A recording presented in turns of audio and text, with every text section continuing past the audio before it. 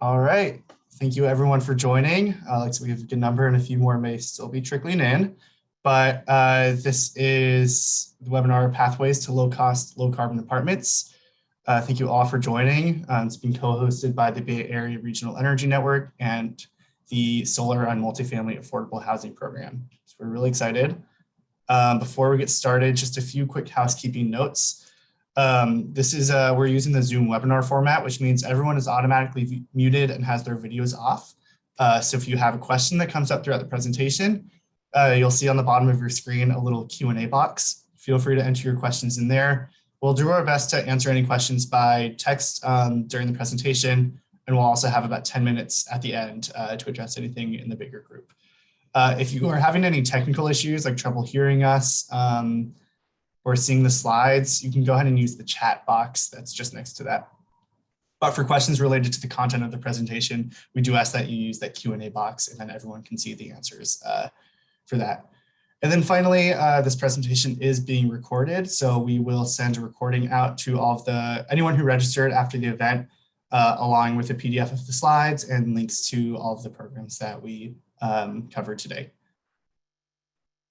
So what we'll cover today, I'm going to start with some quick introductions, and then we'll talk about just why energy efficiency and solar upgrades matter, why we are government programs trying to encourage that and incentivize that. Talk a little bit about what a sustainable and resilient multifamily building actually looks like. What are the key systems to think about? And then we'll give an overview of the two main programs today, the BAMBE program and the SOMAH program. We'll cover a case study that actually participated in both programs and some of the benefits they got from going through both programs at once. And then finally, some information on how to get started. And then we hope to have 10 to 15 minutes at the end for Q&A. So my name is Chris Hunter. I represent the Bay Area Regional Energy Network. I actually work with Stop Waste, which is a public agency in Alameda County. But Stop Waste manages this multifamily program on behalf of the region. I can explain a little bit more how that works. But we help to run this multifamily program on behalf of the entire Bay Area through BayREN. And so I'll explain a little bit more about who BayREN is. But then the other speaker today is Kaisa Hendrickson with SOMAH, if you want to say hi. Hey everyone, excited to chat with you today about both of these programs. Great, thanks. So I'm going to start with just a quick poll just to see who's in the room. So we'll leave this open for maybe 90 seconds or so, just a few short questions to get a sense of who we're actually talking with today.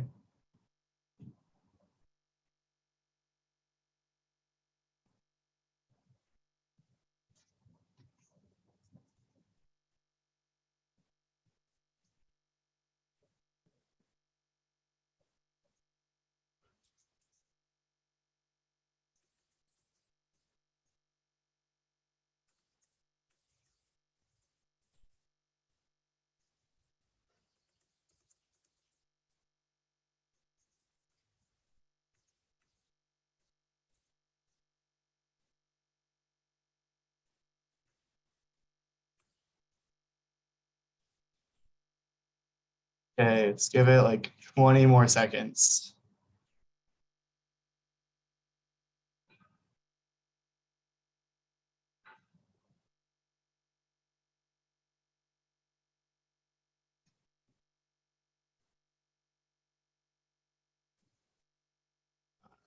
Any new answers come in. So I'm going to end that, share the results here.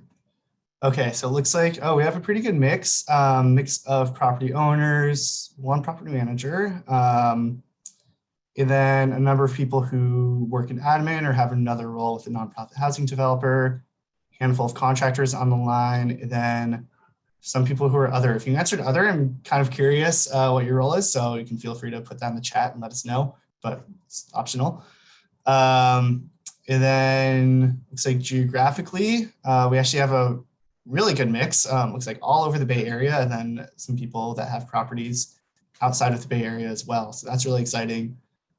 And a few that are outside of California. Just to let you all know, the programs that I'll be covering, the BAMBE or the Bay Rim programs, are only available in the Bay Area. The SOMAH program is available statewide. And then if you have properties outside of California, unfortunately, those would not be eligible for any of the programs that we're planning to discuss today. But we're still happy to have you on. And then, okay, it looks like a number of the attendees have participated in some of these programs before. So that's also really great. So this might sound familiar to some of you. So maybe you can help with Q&A as well if you have gone through this program.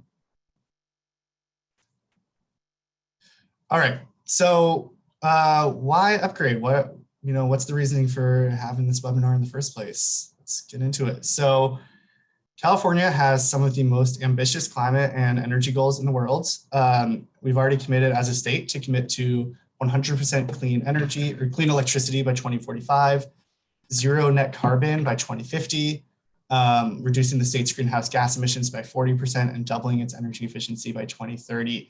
So there's a lot of these targets. Don't need to know all the specific years, but just know this is happening. We're really ambitious, trying to get 100% clean energy, zero carbon, and we're trying to do it soon, within the next 10, 20 years, really.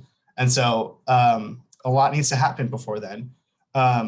Some things have already happened on a statewide level, and a lot has happened on the local level, including reach codes for mandating that new construction be all electric. A number of cities in the Bay Area have already passed rules like this, and more are currently working on them. And most of the focus so far has been on, on the statewide level, on electricity generation and on new construction. But in order for the state to meet its goals, we're also going to have to decarbonize the massive stock of existing buildings in the state. And there's a lot of them. And so, right now, there's not really anything mandatory for existing buildings to do, but it's possible or likely that over the next, 10 or 20 years, cities are going to start, coming up with strategies and policies to mandate that existing buildings, become more efficient and go all electric as well. So something to keep in mind as you think about, possibly getting ahead of some of those mandates. And so to decarbonize that whole building stock, that's a lot of buildings. There's over 14 million homes in California, 4.3 million or 31% of which are units in multifamily properties with 2 or more units. So that's a lot of units, a lot of homes in a short period of time to get those all off of dirty fossil fuels. And furthermore, according to the California Energy Commission's research that's cited below, or actually it's not cited here, but we can send out the link if anyone's interested. Multifamily housing disproportionately houses low-income families, with 47% of low-income Californians living in multifamily properties. And this chart also makes a similar point. So this is a little bit confusing, but what you're seeing here is in the bars is the total breakdown of number of households in the US and by income and whether they are owner or renter occupied. So you can see here, households making below 80% of the area median income are disproportionately renter occupied rather than own their units. And then what these dots show is for each income group, the percentage of their income that they spend on energy costs. So you see here, for households making under 80% AMI, on average, they spend between 6 and 15% of all of their total income on energy. So that's a lot, and you can imagine those funds are, could be better spent on other things. And another reason this is so important is not only are they have lower income to put towards energy, but the actual raw costs of what they're spending on energy in a lot of cases is higher because affordable or lower income homes more often are not very well weatherized, are not very efficient. And so they actually have higher energy costs just to heat their homes, even if it's a smaller home, for example. And then especially worrying on this is what some of us in this industry call the gas utility debt spiral. And this refers to the fact that natural gas itself is actually pretty cheap, but maintaining all of the associated infrastructure, think of like pipelines and things like that, is usually most of what you're paying for when you're paying utility for natural gas. And so these are all fixed costs. And so as more and more households start to transition off of gas and go towards all electric, all those fixed costs are going to stay the same, but just be shared among a smaller group of people and get passed on to those who are slower to make that switch. And so from an individual perspective, this does provide a really strong incentive to be an early adopter of electrification, get ahead of these rising gas costs. But from the more macro point of view, it's worrying and means that local and state governments, along with affordable housing providers, really have to take efforts now to ensure that low-income renters are not left behind and really caught in the middle of this utility debt spiral and paying for these, really high costs of gas, in again 10 or 20 years. And then finally, aside from equity, I think the last couple of years have made clear the need for resilience in our housing stock.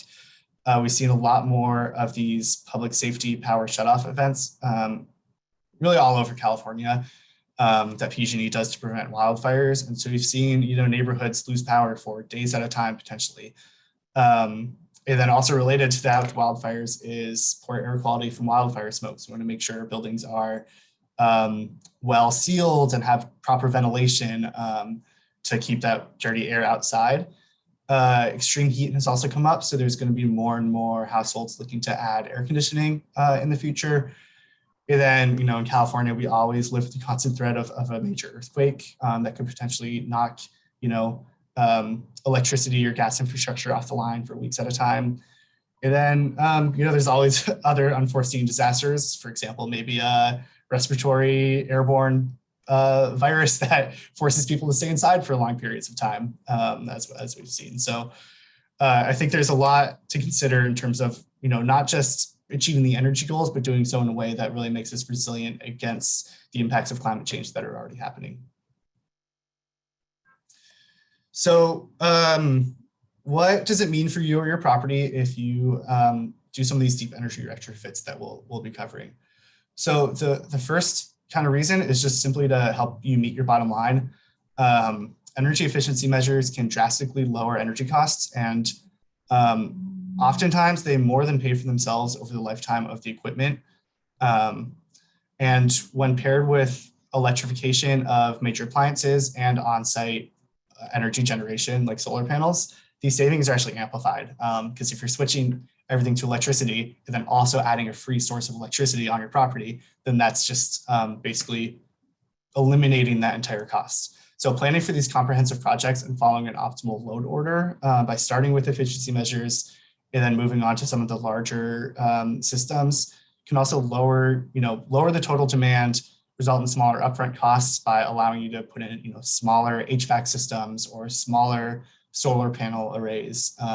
So there's really some economies of scale here to doing these comprehensive projects that can really drastically lower energy bills.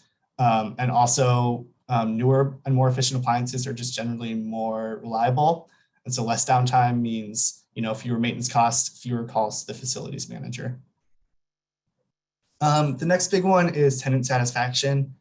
As affordable housing developers, I'm sure your organizations, this is something you all really care deeply about. And deep energy retrofits really have the opportunity to really improve the quality of life of the residents in your building. So first is indoor air quality. Gas burning appliances create a lot of really harmful indoor air pollutants that if you switch to electric stoves, electric water heating, electric furnace, those indoor air pollutants can basically be eliminated. You eliminate the source of those pollutants. While at the same time improving things like air sealing and ventilation in the building can keep dirty air from the outside from coming in. So it can really improve indoor air quality and health outcomes. Adding things like insulation, more efficient appliances can really increase comfort, make the temperature a little bit more standard year round, less extreme heat in the summer, less really cold days in the winter, as well as noise pollution is a big thing that tenants really love when their properties go through some of these programs. Again, finally, the increased reliability and the ability to keep the power online. If you add solar panels and electric appliances, it gives you the option to keep power online even when there's a blackout, which can really improve tenant quality of life in a lot of ways. And so not only is this the right thing to do, but preventing complaints and improving resident satisfaction lowers vacancy rates, which helps you avoid lost revenue from having vacant units, as well as costly staff time spent responding to all these complaints or managing leasing. And then finally, like I said, there's just a lot of potential changes coming down the line, either with more and more need for resilience against blackouts, or with potential rising gas prices and mandatory requirements. And so it's really important to try to do what you can to get ahead of these and be able to control the process a little bit more if you do it early.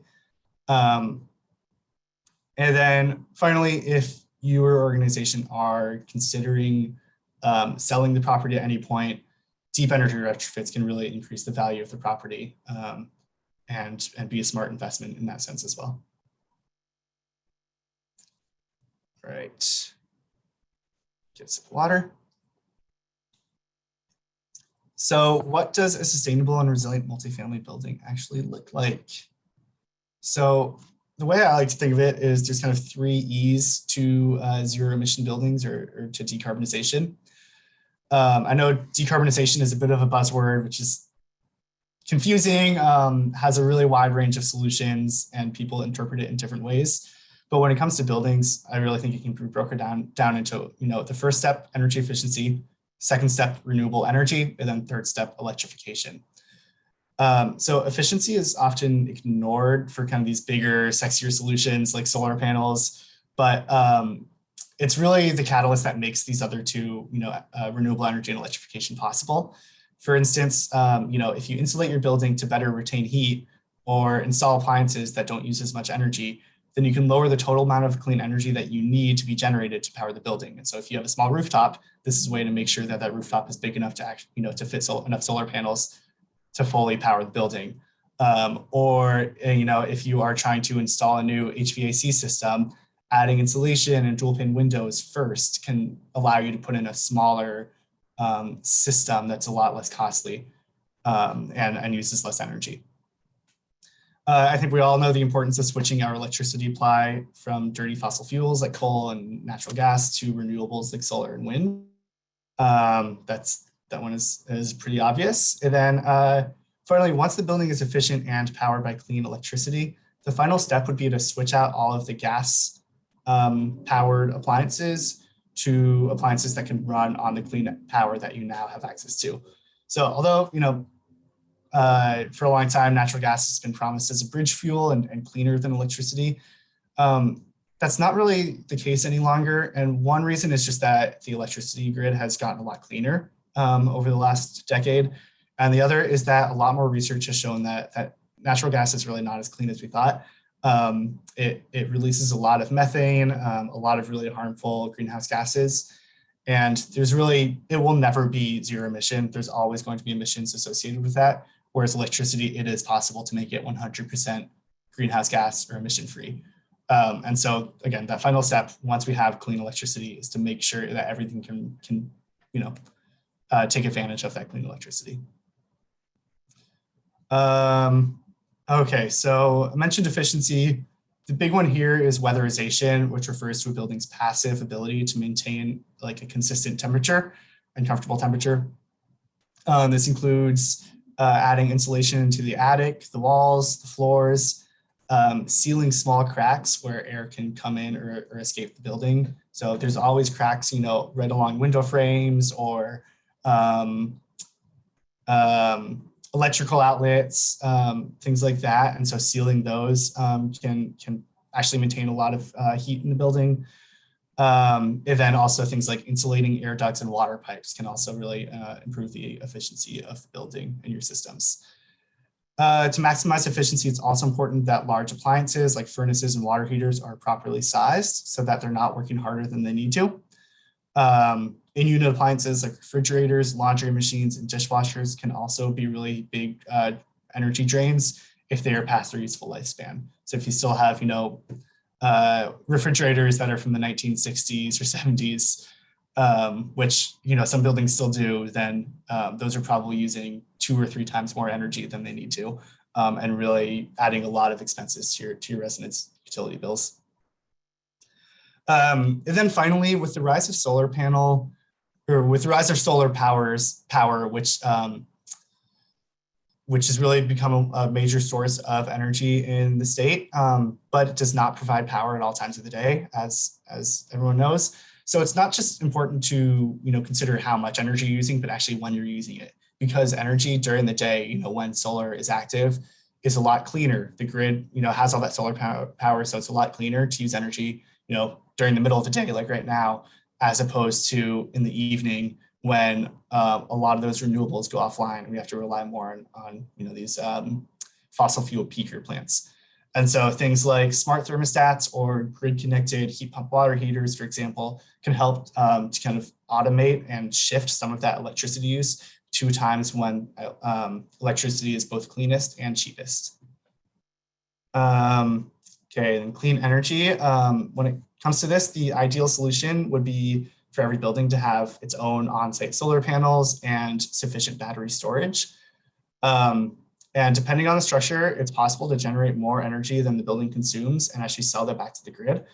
And it also allows for the possibility, in the case of a blackout, of islanding the building. So if the larger energy grid goes offline, if your building, still has solar panels and batteries, it's possible that, you can keep the power on in your building, even if the rest of the neighborhood is blacked out. However, we know this is not always an option. SOMAH definitely helps make this an option for affordable properties, but in the case that, you don't have the right kind of roof space or another reason, it's still possible to provide your building with clean energy without solar panels.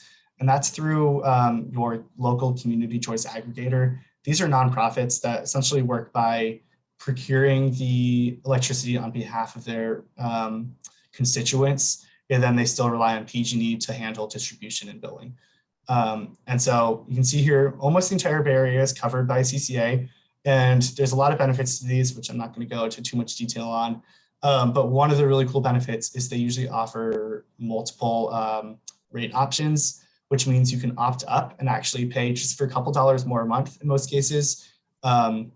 Basically ensure that 100% of the electricity that you are consuming at your property, it comes from renewable or clean sources. So that's a great option. It's really easy if solar is not an option for you, or just kind of in the meantime before you can add solar. That's again a really great option to get the property onto clean energy. And then for electrification, the big thing here is heat pumps. Heat pump is a type of technology that works similarly to a refrigerator or an air conditioner, but in reverse. So basically it uses electricity to run a fan and then refrigerant fluid to absorb heat from the outside air and transfer that from one area to another. And so these are 300 to 400% efficient, which I know doesn't sound possible, but basically what that means, for every 1 unit of electricity that a heat pump consumes, it can move 3 to 4 units of heat into the tank of water or into the living room. And for comparison, even the most efficient gas heaters, water heaters or furnaces max out at about 90% efficiency. So they're much, much more efficient, again, because they're simply moving heat rather than generating heat.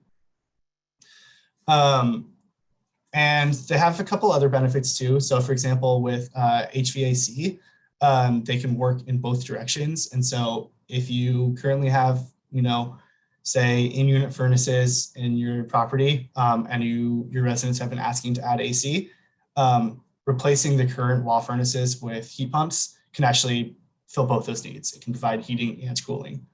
So then you don't need to add additional air conditioning. And they're also really flexible, so they can basically be configured to fit any type of building. They can be central systems, in-unit, ductless systems. Really, they can be configured a lot of different ways. So these are really, really, really, really great solutions for HVAC and water heating.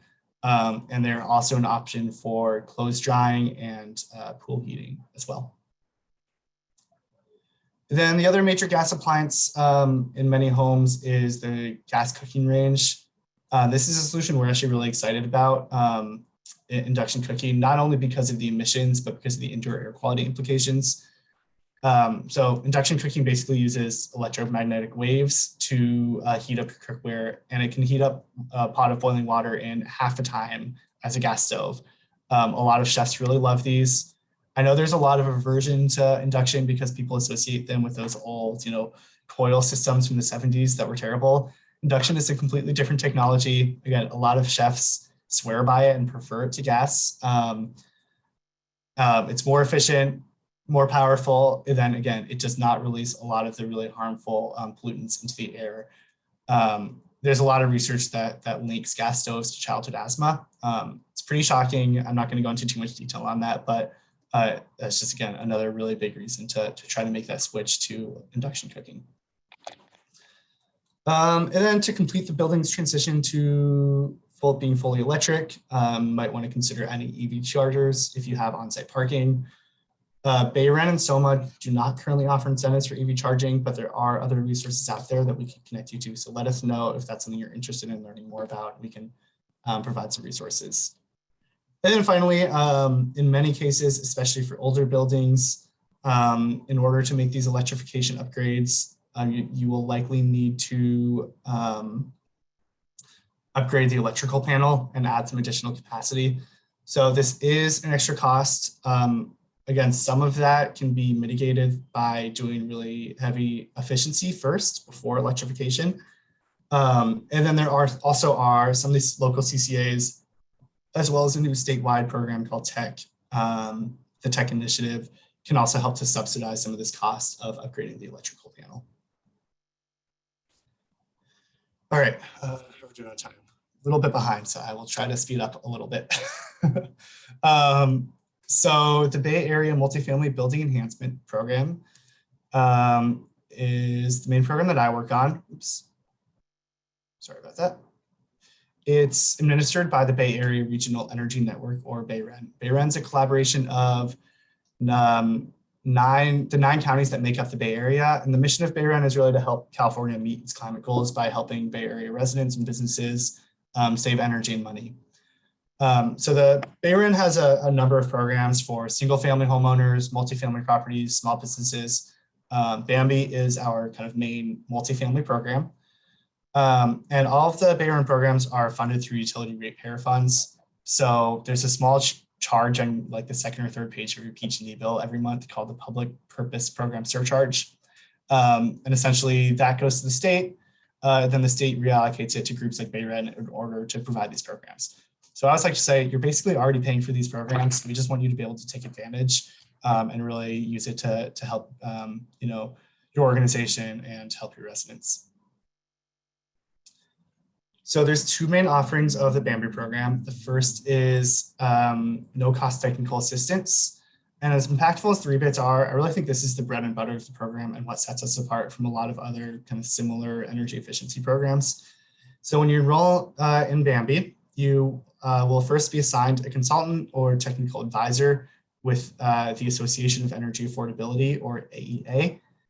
If you're in San Francisco, you'll have a consultant from the city of San Francisco. But the rest of the Bay Area uses AEA. AEA is really kind of the leading experts in this space in California. So we're really proud to work with them on this program. And they're, again, really experts in a lot of the solutions that I already laid out for, what a sustainable building looks like and how those can interact with each other. So when you enroll, your TA would start with just an initial phone call to understand a little bit more about the property, what your goals and priorities are, any concerns you have. And based on your goals and priorities, they'll really use that as a starting point for the project. And so they'll schedule a comprehensive site visit of the property. They'll look at everything from, the HVAC, the water heating, what kind of windows and insulation you have, really the whole building, and use that to put together a model of how the building uses energy and a report for you with their findings and a long list of recommendations. So they would then work with you based on that list and those recommendations. They'll work with you to select an eligible scope of work of at least 3 or more measures. And again, this is totally free. If you start this process and decide it's not the right fit, or you don't want to move forward, there's no cost to that. You can always start, and you don't get forced into paying for anything later on. Then the second big offering of BAMBE is the rebates. So once you have settled on a scope of work with your advisor, you would reserve your rebate. You can set that aside for up to 6 months. You can then hire any licensed contractor to complete the project.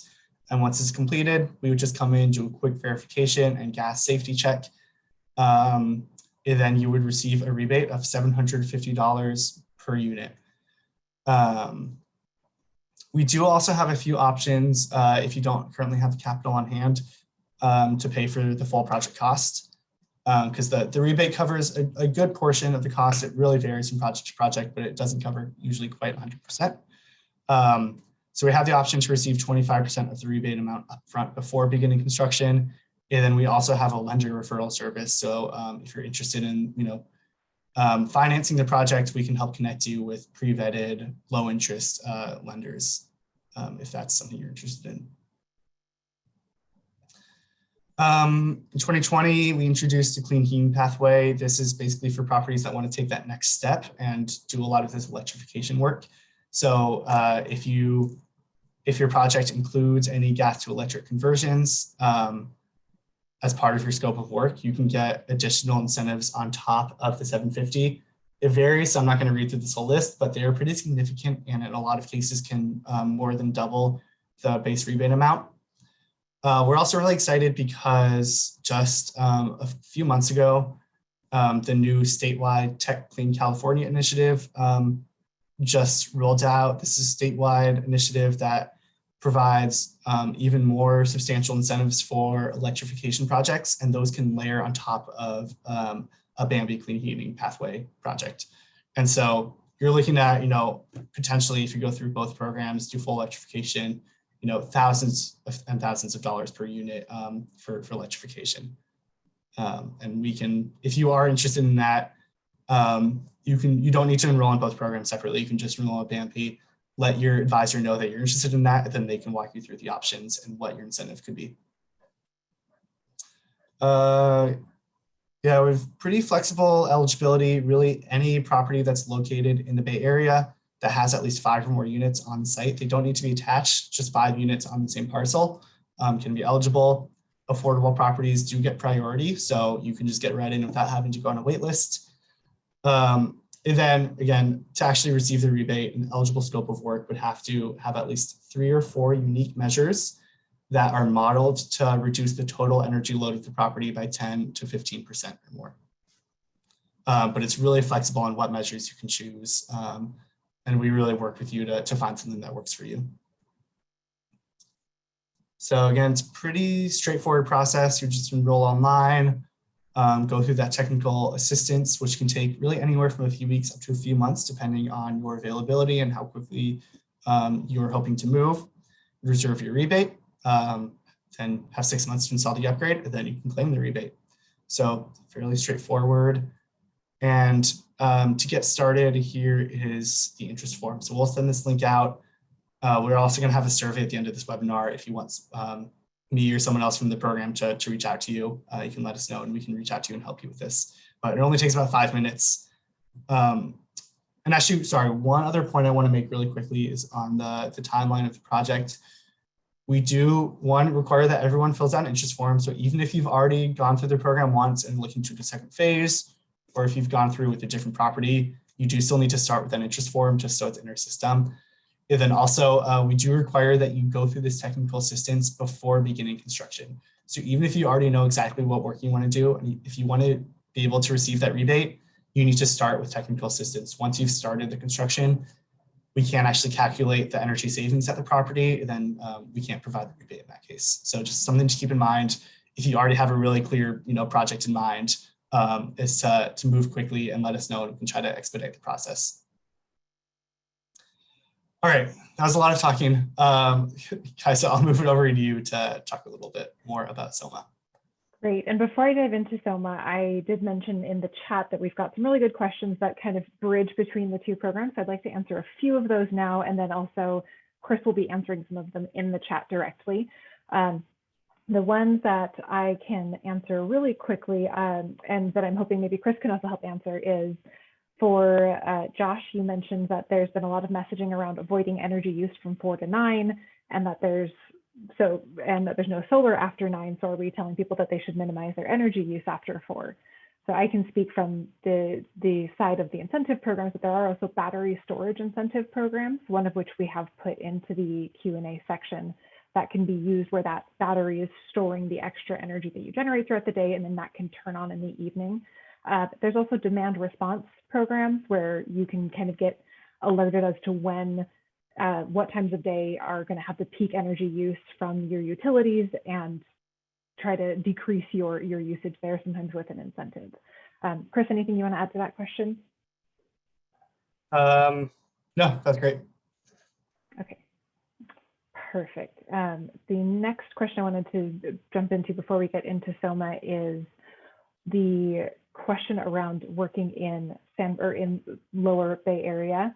And that one particularly is a good question because it is based on light as opposed to heat. So it will generate less on an overcast and foggy day, but it won't stop the system from generating. Then to the Jessica's question about AEA site visits being considered to meet the energy efficiency audit. So we are actually working on the back end between SOMAH and BAMBE to further smooth out that process. But technically, yes, your AEA site visits can meet the SOMAH energy efficiency audit requirement. And we actually have one of our technical specialists on the line here, so she may jump in and help answer questions with me. But what we have with our technical specialists is they walk everyone through what do you expect going into working on SOMAH, and how can you leverage other programs to maximize your solar program system to meet that energy efficiency requirement so that you're not going out and paying for an energy efficiency audit. So with that, just because of time, I'm going to dive into the SOMAH ones. I know that Chris will be answering some questions in the chat, and then we'll see a bit more, or we'll take some time at the tail end to answer a few more questions. So with that, as we said, my name is Kaisa Hendrickson, and I am a project manager on the SOMAH program. And I'm going to go a little bit higher level for what we do with SOMAH because it is a bit more of an involved process, but it's also a particularly exciting process and program. And it's really helping move that decarbonization effort forward for multifamily properties across the state. So we can go to the next slide.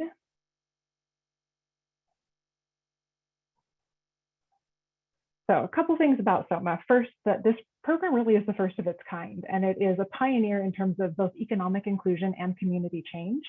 The program has mixed benefits for both tenants and property owners. It requires job training, and it really was created with communities to help make sure that the program doesn't just come in, install solar, and then leave, but so that the solar is a benefit to everyone who's living in the building.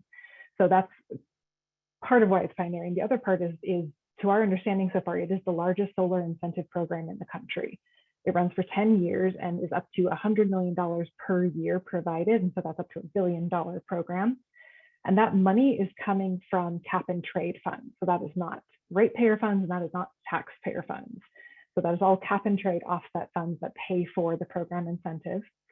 And the program really is designed to help close access between who has access to solar and who benefits from. So just like Chris was talking about, that renters tend to have the least amount of access to clean energy, to energy efficiency initiatives. And so SOMAH is not designed to try and get all multifamily properties to just start adopting solar. It's acknowledging that multifamily properties really need that extra funding to input solar, even with the decrease in cost. So our goal is to really close that gap and make sure that particularly low-income multifamily affordable housing across California has access to solar, and that the tenants and the property owners get benefit from it. So one of the other big ambitious parts of the program is that the goal over those 10 years is to get a 300 megawatt installation, or to install 300 megawatts of solar. And that 300 megawatts is, to give you an idea of how ambitious it is, SOMAH's predecessor program, the MASH program, was about a 30 to 35 megawatt goal. So SOMAH has drastically increased the goal so that we can really help meet California's carbon targets. And then particularly in terms of the potential impact of the program is that the program goal is that across those 10 years that there are up to 255,000 households across California that could be impacted by this. And that's made up of roughly 3,500 to 4,000 multifamily properties across the state. And I'll get into the requirements and which areas of the state are acceptable, but the Bay Area is all included in SOMAH's requirements. So with that, let's go through a couple of the benefits of the program. Obviously, as we talked about, the first one is it's an incentive for solar. And particularly, it incentivizes not just the installation of solar. So it does provide installation incentives for actually covering the cost of the system. And we'll get into how that can work for both the property owner or the contractor. But then it also offsets the cost of, using a mechanism called virtual net metering. It allows both the property owner and the tenant to get energy bill savings throughout the life cycle of the system, so that the energy that the system is generating gets sent back to the grid, and then they get credits directly to their energy bill. And so for some tenants, we've seen that have a really drastic impact on their energy impact, into what Chris was saying, almost that energy burden that is particularly growing across California, where individuals are having to face the choice between being able to pay for medicine or being able to afford gas versus being able to afford their gas in their car versus their energy bills. So this decrease that it offers to tenants and property owners is a very important part of the program. And then of course, the program has, similar to what BAMBE talks about, a free technical assistance and support services. And all of this comes through some services that I'm going to explain next that really are designed to remove barriers for property owners and make it as little work as possible for property owners to participate. Next slide. So then to get into what those services include, these are what we call our technical assistance services. They are 100% free, which, to give you some context, in a lot of other states that have similar programs and similar offerings, property owners either have to get loans to get technical assistance, but they do have to pay for it through some kind of an external service. SOMAH covers all of it completely. And as you can see from our little wheel here, that this includes everything throughout the life cycle of the program. These are designed to offer support to multiple or affordable housing organizations and really give it so that everyone has equal access, because applying for solar is complicated and hard, and we want to take away all of those burdens. So these services cover everything from determining the feasibility of solar on your property, to providing financial analysis, to helping solicit bids from contractors and connecting you to contractors. It helps with interconnection support. So we work with the utility, we would work with PG&E in those areas, and then referring you to other energy efficiency programs like BAMBE. And we strongly encourage all participants to use these services, even though we actually have two options with the program. And that is that SOMAH has the option for property owners, if they are already experienced with solar and they already are working with a contractor, to just apply for the program directly. But if property owners are new to solar and new to working with contractors, then they can go through this technical assistance support, and we will walk them through everything start to finish.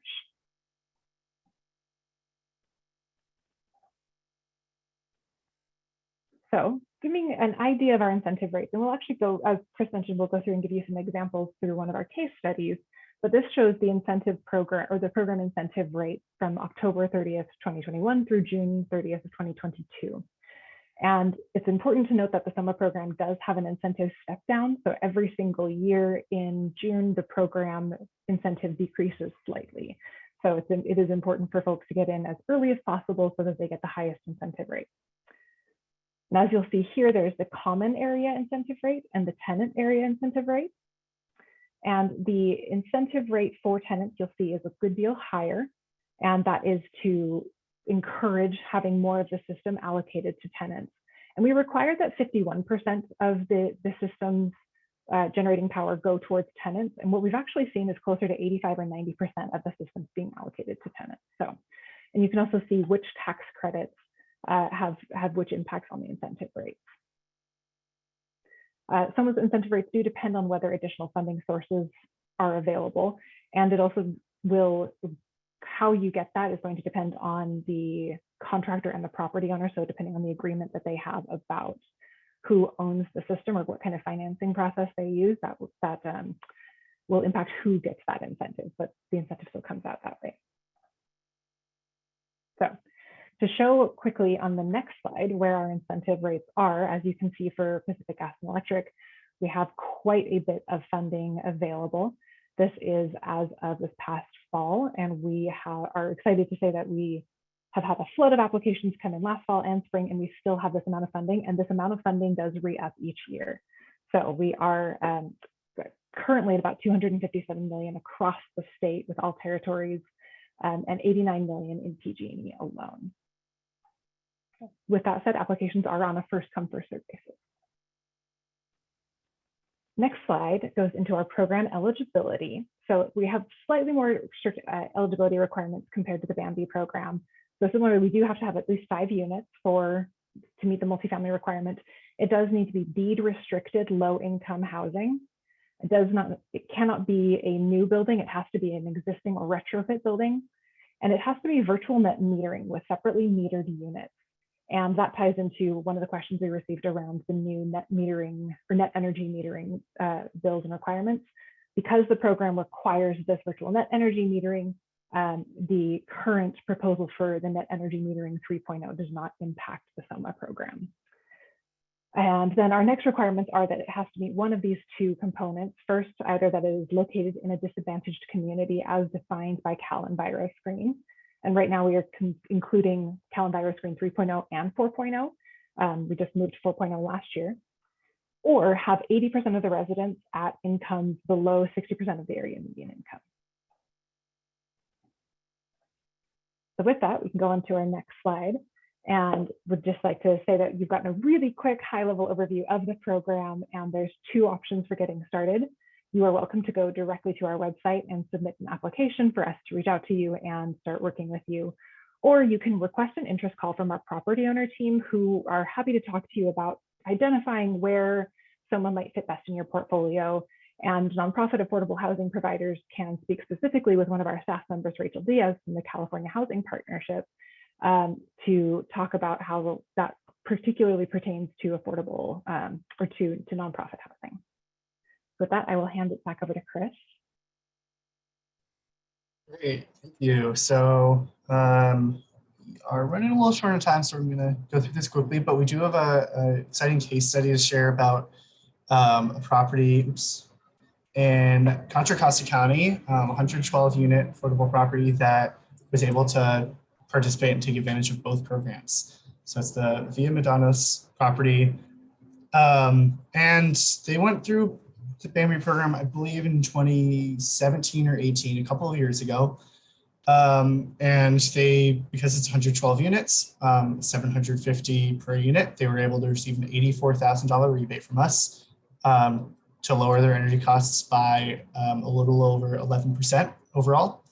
And again, that was split between in-unit and common area energy savings, but so it's fairly significant saving amount. And the scope of work was actually a pretty typical scope from what we see. So there, you see, there weren't any, major disruptive things like, changing the HVAC or water heating system, but they switched out all the single pane windows for dual pane, switched out old incandescent or fluorescent lighting with hardwired LED lighting, both in unit and common areas. Put in more efficient refrigerators and dishwashers in all the units, and then added some low flow shower heads and faucets, and then finally added a heat pump pool heater.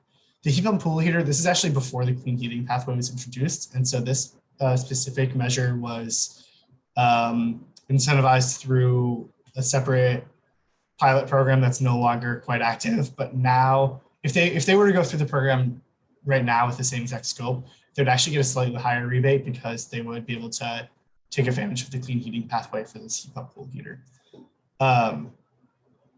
But yeah, it was a great project. Again, pretty typical, and shows really these were all efficiency measures that I think made the solar project a little bit more impactful when they did eventually go through that.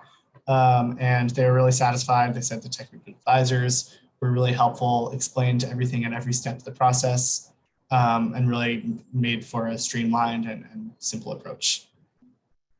And then, guys, if you want to talk about the SOMAH aspect of that project. Definitely. So we were really excited to get to talk about this project, and particularly to have one that already was working with both ourselves and BAMBE. So to go back to how we structured the program, the incentive for tenants has to be, again, above 51%.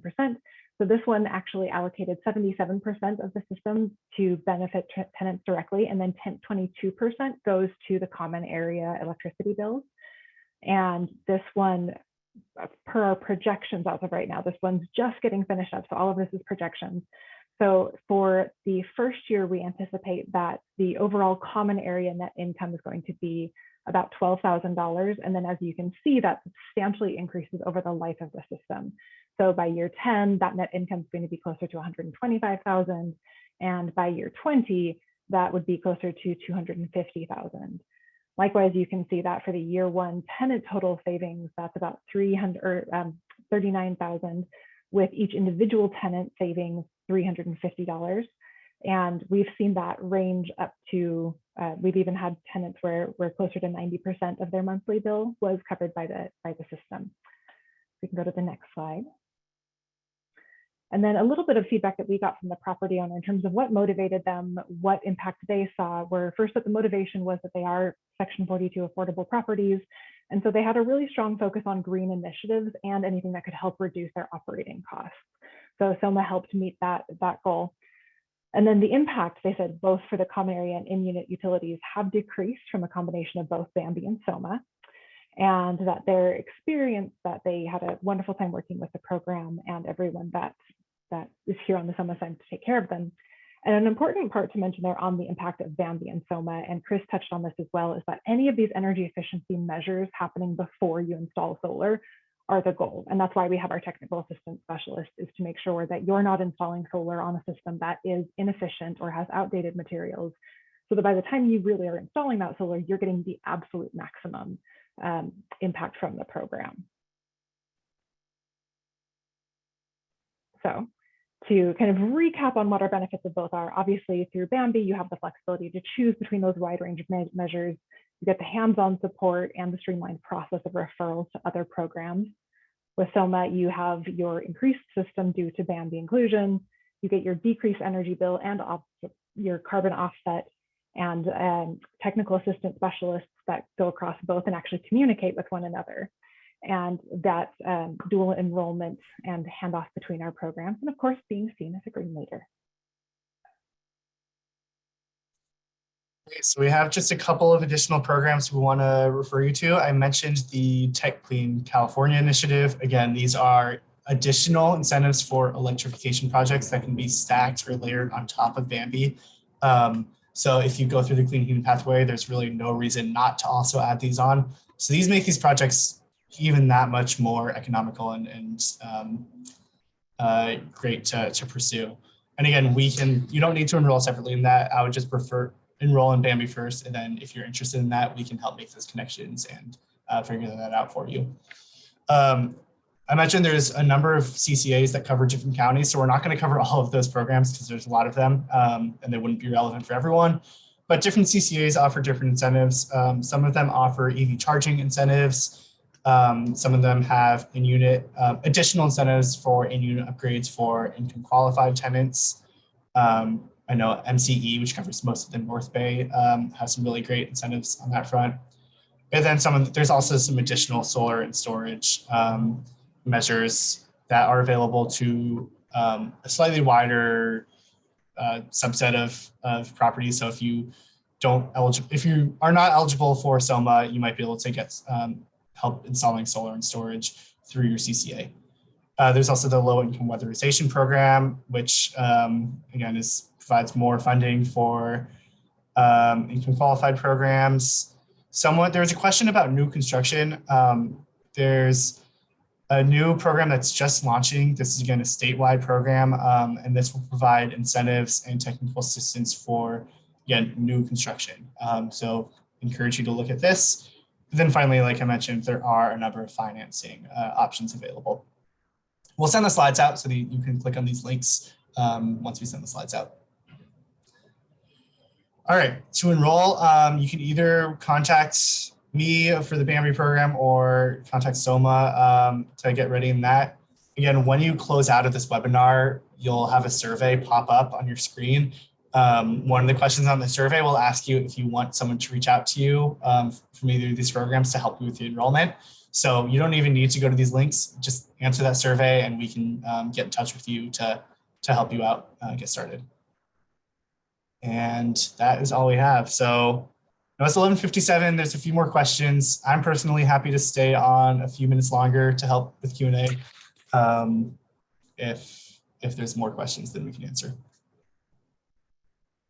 Same here. Happy to answer any questions. I am trying to type a few answers into the chat as we go, but if there's anything that we missed, please let us know. Yeah, there's a lot. If you want to look back, so you can look on the Q&A and go to the answer tab and see what other questions people asked. Let's see. Yes. I see you're typing one right now. Yes, and I think Stacey might be best. Yeah, there's one more from Hank. Yeah, Stacey's answering this question right now. Or if it's easier for either of you, you can just kind of answer that live as well. Yes, and like we said at the beginning, we're going to put in a survey at the tail end so you can indicate your interest, and someone from our team will reach out from whichever program you indicate your interest. Someone will reach out to answer any questions. We have fantastic teams of technical assistance folk and property owner folks, as well as for contractors who are interested in contracting with SOMA. Please let us know and we'll follow up and send you all of the information on how to do that. Particularly, I noticed there was a question about our marketing materials online. All of that gets covered in our online or our kind of initial kickoff for contractors. I just got a question come in the chat. Will there be a separate webinar for builds? Also, sorry for the noise. I have my window open because it's hot in here. I got up to like 85 while I was doing my presentation in my room. But will there be a separate webinar? I don't know. We don't work on that program, but we can send out the information after the. Oh, great. Good. Yep, we can have Rachel pop in there. Hi, great question. Right now, we're expecting Build to launch in Q2 of this year. As of right now, there's no concrete date set for a webinar, but there will be one definitely announcing program launch. But for folks that might be interested in Build, I dropped in the contact information for folks to email if they're interested. Rachel.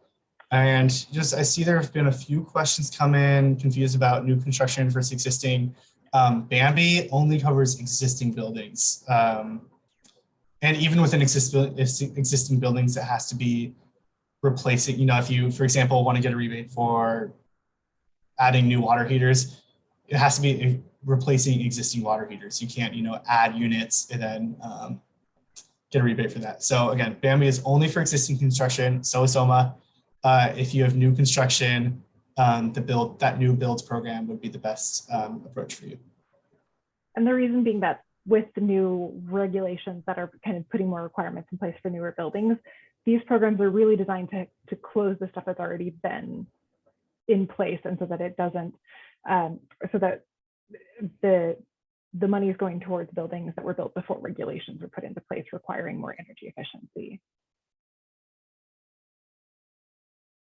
And so to answer or Echo's question, then it sounds like that would not qualify for BAMBE.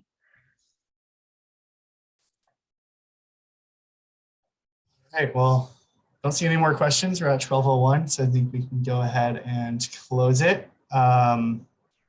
Thank you everyone for attending. Hope this is helpful. Again, there's a survey when you close the webinar if you want someone to reach out, and we'll be sending out the recording and the slides within the next few days.